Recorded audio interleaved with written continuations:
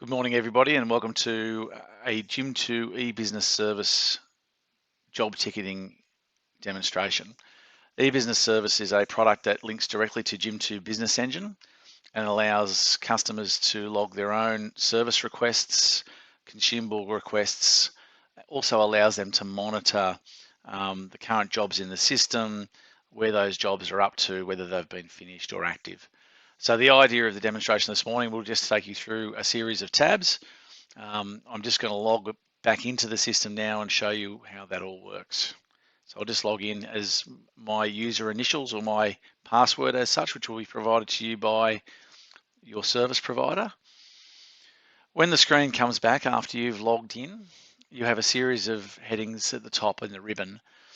The meter reads ribbon is for the print customers. So for anybody who has a print contract that wants to administer their own meter reads into the system, this allows a client to basically add their meter reads into the system for both their black and color. When meter reads are there to be entered, they will be displayed here. So you'd actually have a list of machines here allowing you to enter the reads for each of those machines and then update. And that then creates an invoice job in the system for the meter billing monthly revenue bill. If I click on copy as service, copy as service gives you a window that allows you to log your calls. Now, please note from a copier perspective, it's listed as a copy as service heading, but it is really any particular project. So it can be a managed services IT project, a print project, it could be telephony, it could be any service requirement where there's an asset involved that you can search for. So in here we go request type. If it's a consumable, obviously you choose consumable and then add your machine ID and then submit your call. In this particular instance, we'll do a service call. I'll just click service. You can see here it says machine ID and I have a drop down. That gives me the ability to search my different contracts or projects. And again, as mentioned before, this could be potentially any print or photocopier contract or any IT contract, managed service contract with an asset ID. We'll just click 4311. And again, now when I hit the submit button here, that will automatically log the job within the system. It will also give you the job number here. So it actually tells you the reference for your request is 217897. So we'll just write that down, 217897.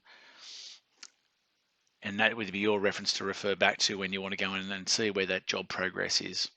So that's how easy it is to log a service call for anything that has an asset number or an ID or a project number, or whatever you'd like to call it. If we go to service request, this is an area where you can actually add any type of service call for anything in particular that may not be contracted. So if it's a new product or something that's popped into the system that you need the service provider to come and service or look at, you can reference your name, a reference number, a fault description, the location and contact number, an email, and then submit, and Jim2 will create another job number, give you another reference number for that. And generally that's for your, what we'd refer to as time and materials type products, do and charge type products, traditionally not contracted. Contracted products would be under the copy as service tab. If we go to the service request list, this is essentially a filtering system that allows you to look at your jobs and what's potentially in the system for you. You can see here it's brought up a default list, and there's actually four columns, or four pages, I suppose you would say. And with each one of these lists, there's a job number which is a hyperlink to the job, and obviously some description, fault description, and reference numbers here. You can see up in the top, I've got active jobs ticked. So that means it's only showing any job in the system for me that's active. If I was to untick that and have a look at invoiced and hit refreshed, it gives me all the invoice jobs. Now you'll notice I didn't choose a date range here. So I could have gone due dates or date in, essentially. So when the job was first created, and generally you're able to filter by day, week, month, year, and you have the options there to filter by those date ranges. I'll just go back to active jobs and refresh. Now, obviously other search types here, which are quite important, would be a reference number. If you guys or whoever uniforms this, they can actually have cost centers in here, floor numbers, people, help desk numbers, all that sort of stuff as a reference. So you can make it easier for your search if you come down to a sort of a common theme, to make it easy to search for your jobs. The other one is job type. Job type allows you to go through and have a look at the different types of jobs in the system. Now, this demo database has some unrelated jobs in here, but you'll see if you scroll down, you can have a look at customer training jobs, general maintenance jobs, IT, machine moves, any on-site jobs, any IT remote support. So these are actually definable and will be set up by your service provider, and you'll be able to see those and be able to go through and select. So for example, if I went here and looked at on-site and hit refresh, it gives me all the on-site jobs available to me, which is quite neat. As I said, it gives you the power to be able to filter through your jobs and find the things you need that are relevant to you. Now, if we just look at the list, and let's just choose a job here, for example. So let's just choose 217877. If I click on that, it actually opens the job up, and it gives me some basic information, but it's the information I need to know. So it gives me the job number, it gives me the technician that it's allocated to. It also gives me the status. Now, this job is actually on a status of allocated. That means it's actually moved through the process to it's been allocated to a technician, which means it's in his job list, and he's essentially on his way. That will obviously depend on what the response times are that you have agreed to within your contract. But in reality, once it's allocated, the technician has the job, he's aware of it, and it's in his list to attend.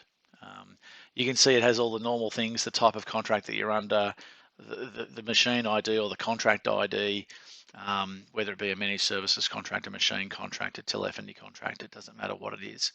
The fault descriptions here, and importantly here, and I did this as really just to show you, a comment's been added here by the engineer or the technician. So Dalton's obviously been to site. Now, obviously it's saying allocated, but imagine he was at site.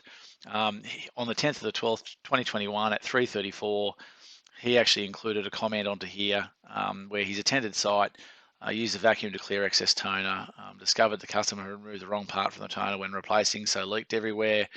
Instructions show correct method. This job is chargeable. So the technician's comment has been included here within the process of adding the service call, but also the technician's notes and stuff are there as well.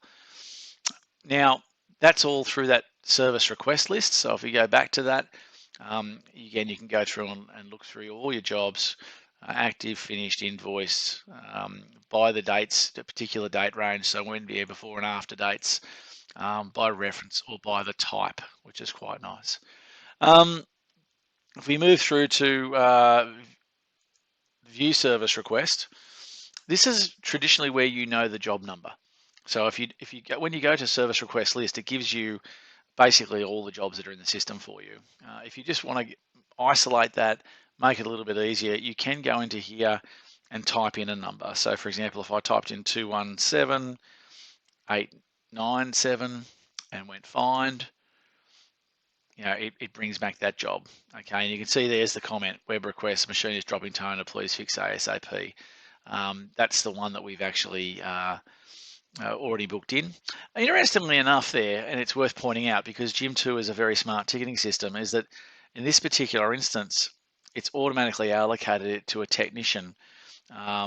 This job was actually set by us when we did our original eBusiness service login. So what's happened here is that we've assigned to this particular contract that particular technician. So he's always servicing that product, and that can be relevant, especially in IT contracts where certain skill sets need to be available to attend site for different types of situations. So if this was a project that had to be Microsoft certified, the only technician that would come to you would be the one that was Microsoft certified. So we can set that up so it automatically drives that functionality for you.